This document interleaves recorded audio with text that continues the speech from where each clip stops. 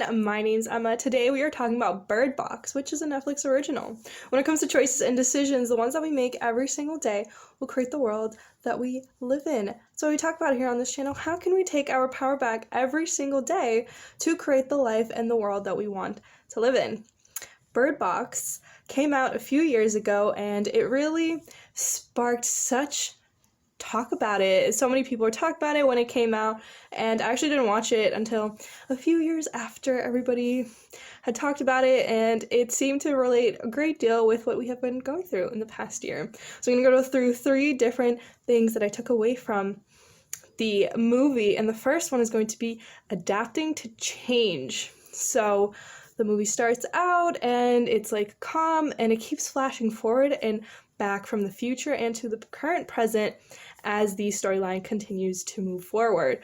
And so many drastic things happen, so many traumatic things happen to the main character, which is played by Sandra Bullock, and she just had to keep going. She had to adapt to the change. She had to just move forward and to continue to overcome as things kept popping up. She really did not have time to dwell in the loss of the people that she knew, the people that she had just met. She had to keep putting one foot in front of the other, taking care of the children that she had, and to just keep going forward. She couldn't look back on her past, and it is a very powerful message that the only way to survive, to continue to go forward, is to keep going, to let go of the past and to be present and to deal with the current circumstances and situation that you have.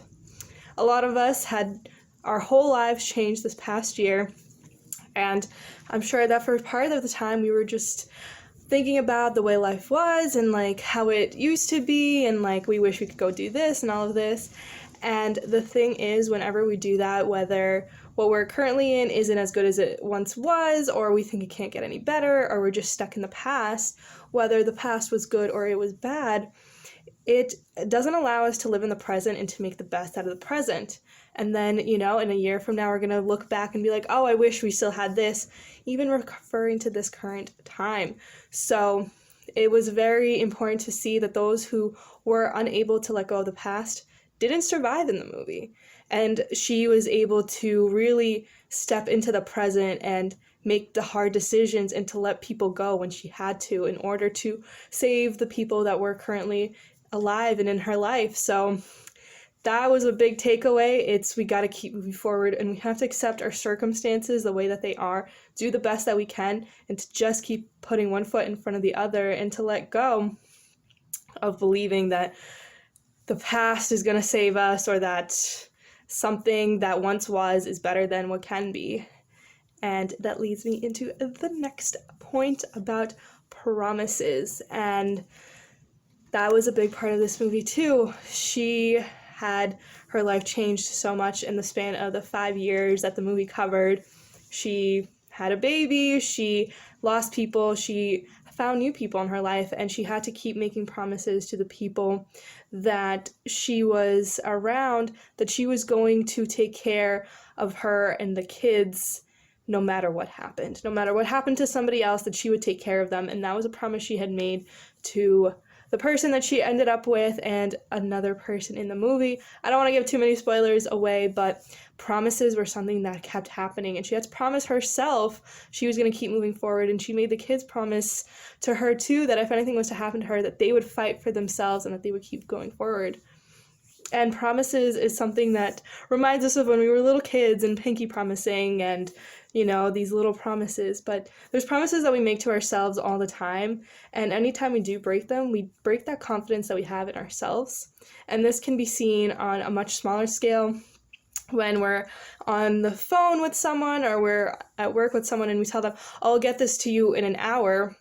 We may not have written out a contract, okay, I'm going to send this to them in an hour, but we made a promise to some extent. And if we don't end up sending it in an hour, we send it a few days later, it ends up, building this distrust in ourselves.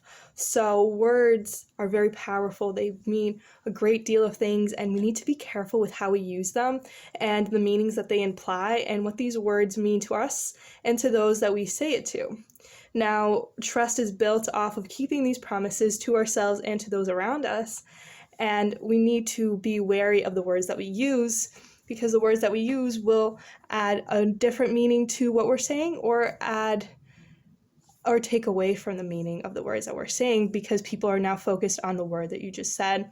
And that's something that I see all the time. We use words like love and hate and bored to death and things like that, and many worse words, just freely and without appreciating the context that they should be used in. And we use it so freely that we start to realize that we don't actually know what these words mean as much anymore. There's so many people confused on, well, what is love? Because we say, oh, I love this joke, I love this comedian, I love this artist, and this idea of love becomes tainted. It becomes something that we're not very certain of because we aren't impeccable with our words, which is one of the 4 agreements. We're going to talk about that book in a few months from now for March.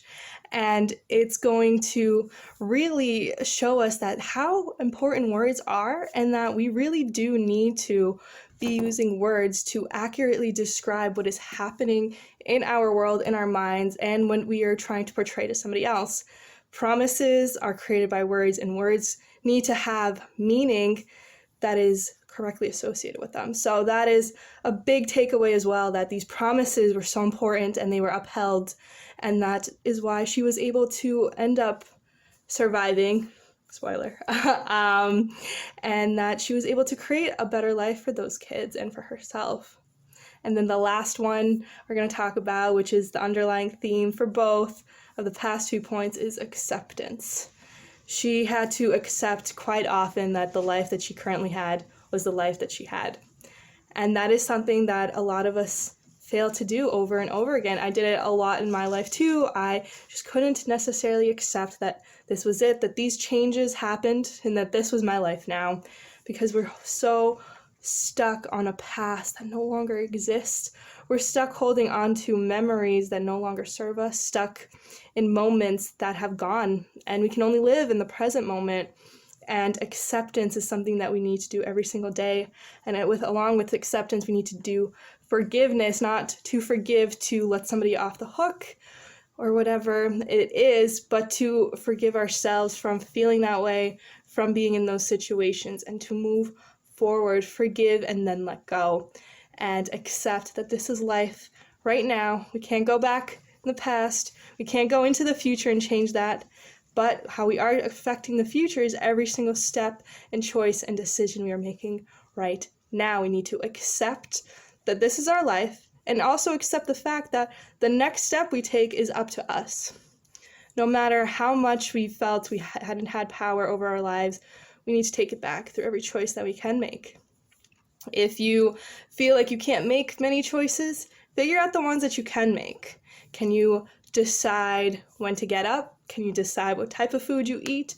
If you can't, when can you eat? If you have a lunch break, that's an hour, what are you doing during that lunch break? There are certain things that we get to choose and decide every single day. Some things we can't, of course, but the more empowered we are by the smaller things that we do, getting up 15 minutes earlier, drinking water instead of the soda, those choices we can make, and those choices are empowering and will empower us in other parts of our lives and to continue to move forward, because what we do in one category really does affect us in every single else that we do. So we need to learn to be present, to accept words, and to use words with their meaning, and not to dilute it, to make ourselves confused about what these words mean in other contexts.